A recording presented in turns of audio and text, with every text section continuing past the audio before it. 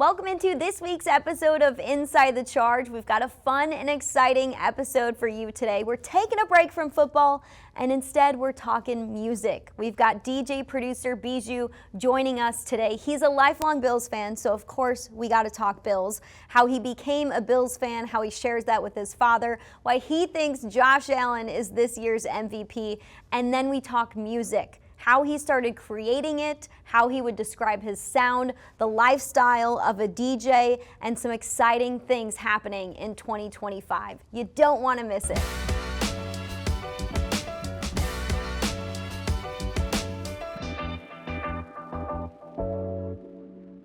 All right, BIJOU, thank you so much for joining me on today's episode of Inside the Charge. I love that you're rocking the jersey. We're here for a game. We've been watching this team all season long. You have a good pulse on this team. Yes. Why do you believe this group of the Bills can make it into a deep playoff run? Josh Allen, Josh Allen, Josh Allen. Pretty simple. Honestly, I just think the team as a whole is so, I feel like they're connected, you know, and they feel like they're really playing together, and to me, it's like they're friends. When you're playing doing something with your friends and it's so much fun, how can you not win? You know? Said Josh Allen, Josh Allen, Josh Allen. You've been a Bills fan for a long time. What impresses you most about QB1? He's the MVP. It's simple. You know, he can do it all. Whether he has to be Superman, whether he doesn't, he can do anything. You know, and he seems like a great guy off the field too, which to me is even more important. Yeah, he is so much fun off the field. Everybody calls him just like somebody who can get along with anybody. And you see that in the way that he jokes with his teammates, the way that he goes about his business, and just the type of leader he can be. He can switch in and out of so many different roles so frequently, and I think that's what makes him just so impressive and just so meaningful to this organization. When you look at the team as a whole, you spoke about the quarterback, you spoke about the part that they're just a good group together. They seem like they're friends on and off the field. Is there anything else that you really enjoy about this team? The humor. It seems like they're just having fun. You watch the games like they're dancing to Mr. Brightside. It seems like they have fun off the field. It's just like they're characters, you know, which to me, it's so much fun, you know, and you feel like the characters as the players, like they get the job done. But I think the character aspect, because you look at, I guess, professional sports players or athletes as like these like people like above the clouds, you know, and I feel like with that, they'd feel like just normal people, which to me is so cool. I mean, we had Mac Hollins walking in today in like a Flintstone outfit. We have so many of them do so many funny videos throughout the week that we get to pub on social media, and that's where you get to see what they are like without the helmet on, without the jersey on. People see your name, BIJOU, and they think DJ producer, creating music, concerts, venues, shows, getting the people going. You're also a Bills fan. When did you start cheering for this team? The day I was born. You were born into it. Yeah, I was born into it. My dad is from about an hour away. So, I mean, I still have a Jim Kelly jersey from the '93 Super Bowl, you know, so from the day I was born, I've been a Bills fan. So thanks to him, that's where it all started. So you grew up during a time where the Bills were building, we'll call it. They were building, and now you get to be a part of a fan base and a team that is winning playoff game after playoff game. You said your dad's from an hour away. What does he tell you about the Bills of the 90s? He said it was amazing, but also crazy at the same time, you know. Obviously, we know how the 90s went, but I think it's been really, really fun to now be older and come to the games with him, which is what we're doing today, which is amazing. First playoff game for both of us, too. First playoff game for both of you. Yeah. Is that because we prefer to watch the playoff games at home? It can be difficult with my travel schedule. Sometimes it works, sometimes it doesn't, because my shows are on the weekends. You know, so a lot of times what I'll do is we kind of planned this year with my team to be like, okay, let's have shows in these cities, and then I can fly easily to this city for a game, or we'll finish the weekend in this city and we'll already be there. You know, so that's kind of, it's based off of like my schedule and how it works, but it's fun to watch them at home with him too.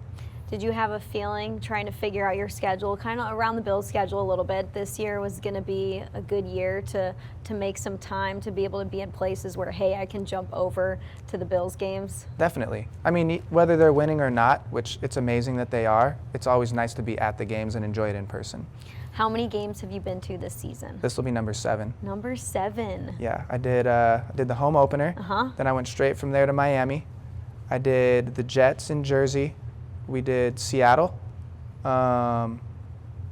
Kansas City. Then we did LA against the Rams, and then today, which is number 7. So you've got to experience a lot of different fan bases, a lot of different vibes, a lot of different atmospheres.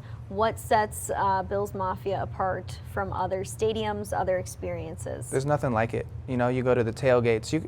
I could walk into any parking lot and walk up to a tailgate, and they'd let you come and join. You know, that's the cool part. I feel like Bills fans are so welcoming, where I don't want to say I haven't felt that in other places, Right. but it feels like family, which is really cool. Speaking of family, you get to share your fandom with your dad. Do you guys have, or what's the best part about sharing that with your father?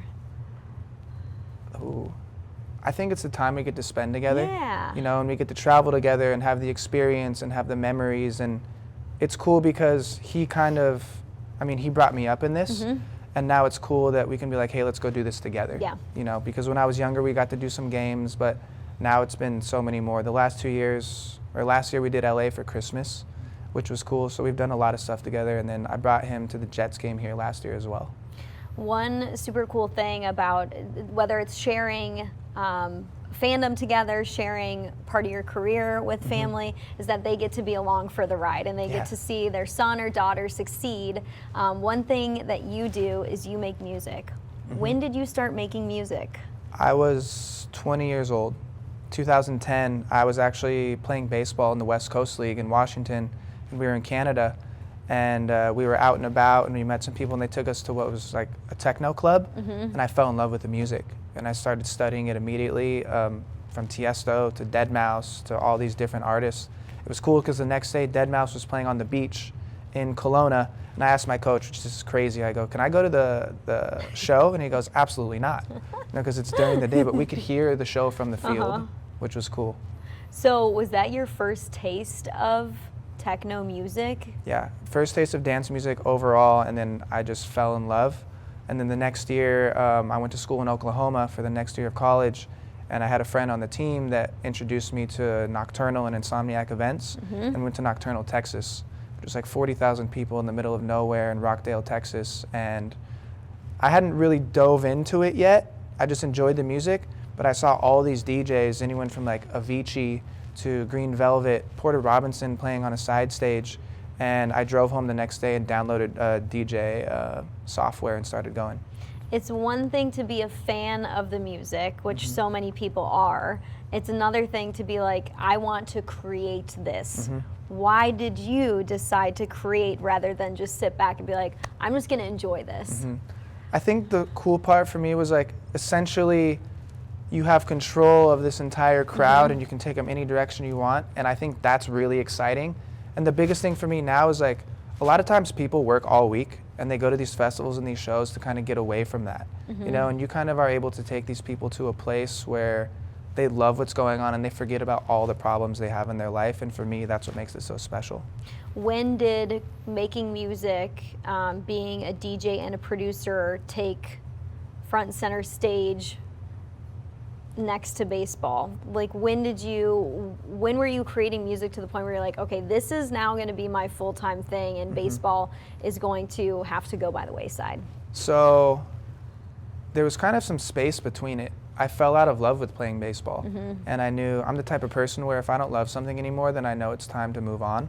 So I retired from baseball in 2013, and I was about 3 years into the music thing, and I go, I'm just going to kind of figure it out, and I got a job at Jersey Mike's. And was working at Jersey Mike's, living at my parents', like, let me just see if I can make this happen. And it's funny because, like, the break, they call it, I got a gig producing for Kevin Federline. Cool. And that was kind of the thing where I was back and forth between LA and Phoenix. And from there, it kind of snowballed, and a lot happened in the next couple of years, and that was 2015. Why did that break come for you? He just needed a producer, and I happened to get the call. And the funny thing is, which I don't know if he knows this, the first time I got the call, I was at work, and my manager called me and goes, hey, K-Fed needs a producer. I go, I'm good, and I hung up. And he called me again 2 weeks later. He goes, hey, have dinner with him, and he was the sweetest guy. And that day we decided that I was going to actually do it. and we signed on to work for a year, and then in the next 6 months, my career kind of changed. I had some songs come out, and that summer of 2016, I started touring for the first time. How would you describe your music to somebody who's never turned on your music before? I've had this term in my head of like undeniable energy. Ooh, You know, that's where awesome. I like that. you go into this place. It's hard to explain with words. It's more of a feeling, you know, because for me, it's like I want to invoke some type of feeling with the music. Like someone could be like, like that would be the sound of it. Yeah. You know, the 4/4 drum beat, like a cool bass line, things of that sort. But it's just fun. You know, I think fun is the biggest thing that we try to capture with the music and want people to enjoy and be happy. You spoke about falling in love with EDM, techno, dance music after hearing it for the first time. Which DJs have inspired your music? Green Velvet's a big one for me right now. Some of the old school guys like Tiesto is like, you look at the guy and he's 50 plus still touring, you know, and Carl Cox, Damian Lazarus, Chris Lake even, like some of my friends now, like some of my friends were some of the first people to inspire me, like Dr. Fresh, AC Slater, Wax Motif. And now it's cool because like these guys are like my peers. You know, like Tony Fresh is like one of my best friends, and I looked at him as like a god of like house music. You spoke about Tiesto being in his 50s and still doing it, still creating bangers of songs and still touring. And when you're a DJ, it's the late nights, really the early mornings, I should say, when you guys are playing. It's the thinking of what's next. It's trying to create something that will go viral, that will become a hit.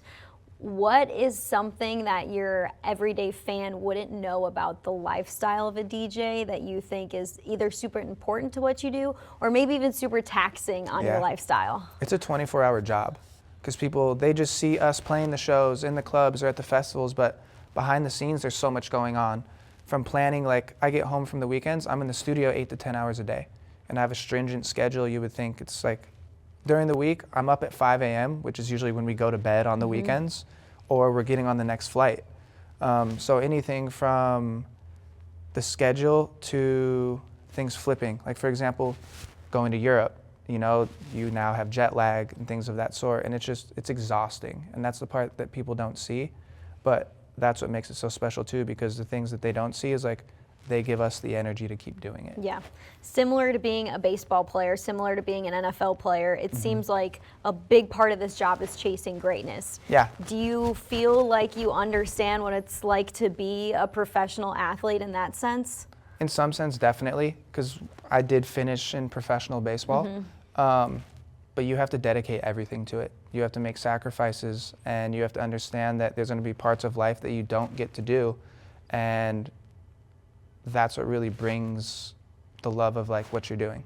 The sounds that we're hearing today in EDM, techno dance versus the sounds that were a part of the 2010s, how has music changed over the last 10 to 15 music in that avenue? So it's drastically different. House music is huge now, where back then it was like big room and this commercial stuff, and house music is the biggest thing in the world right now. Like you have guys like Chris Lake going and selling 15,000 tickets, or John Summit selling out arenas like Madison Square Garden, you know, and it's really taken over, which I think is really cool because technically house music was the underground, where now it's like the forefront of what dance music is. Are there any up and coming artists that you enjoy listening to right now? Max Styler's like the guy on the come up for me. It's crazy because like there's so many of them. I think my crew, like Fresh, like Tony Fresh, you know, Mouthpiece blowing up right now. Those guys are just great. Okay, what are you up to right now? What are you excited about in 2025? So I have my first shows with Tao Group in Vegas, Amazing. which is exciting. We're doing Marquee Dome on the 25th. Then we have another one Super Bowl weekend, which is going to be great. Tons of new music. We're in the studio nonstop. I got a lot of releases coming up and a crazy summer schedule. When you talk about what's up and coming for you, the crazy schedule, getting to perform in Vegas, is there anything within that you that really motivates you to keep going, to keep getting your name out there? I think the biggest thing is I get messages from fans all the time that are like, don't quit, never quit. Like the things that you do for us are what make everything you do so special. And for me, like, I've always done it just because I love it. So now that I'm able to like touch people and help them in that way, Yeah. that's what keeps me going. Yeah, what do you think EDM music brings to people? Love, happiness. It's hard not to. You know, it's like the music itself, it's a feeling. Like I was saying earlier, you can't really explain it with words. And the feeling of the music is what I think is the best aspect of it, and music in general. Yeah, the feeling, the beats, what you get from the type of stuff that you put out. Are there any dream venues that you have on the vision board for BIJOU? Where do you want to perform that you haven't performed yet? MSG, Madison Square Garden, which would be amazing. Ibiza, too. I think that's next on the list. I said, you go to Ibiza, I'm packing my bags, we are there, it's gonna be a time. I feel like you would just fit in there. There's so many great DJs that perform there, and I've been there before, and the people that perform there, so much fun, so incredible.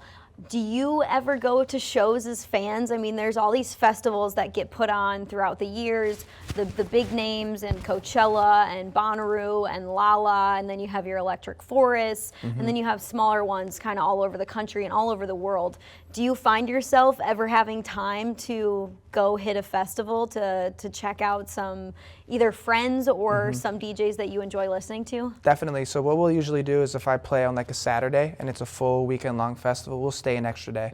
So like in August when we did Splash House, we got to do that. We got to stay. We did Denver. That was a crazy weekend. We did Denver on Friday, flew into Splash House at like 8 a.m., had to play that day, and that was a stage with Tony, which was amazing. But then everyone was playing on Sunday too, like AC Slater, Chris Lorenzo, all the friends were there. That's another guy, Chris Lorenzo, who's like crushing it right now.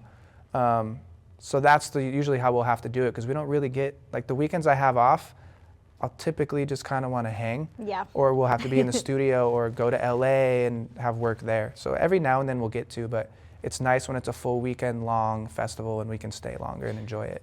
When it comes to getting your names on these lineups, whether it's yourself or your friends, is it something, I think fans on the outside looking in, these big lineups are released, 4-day lineups for different places, and I myself wonder, does this get put together like a year before, or is it something that can happen pretty last minute if people are dropping out and things like that? How does something like that come together? For the most part, 90% of the lineup, actually most of the lineup is done 10 to 12 months ahead of time, but you'll have guys or women that drop out and you'll have to fill in last minute.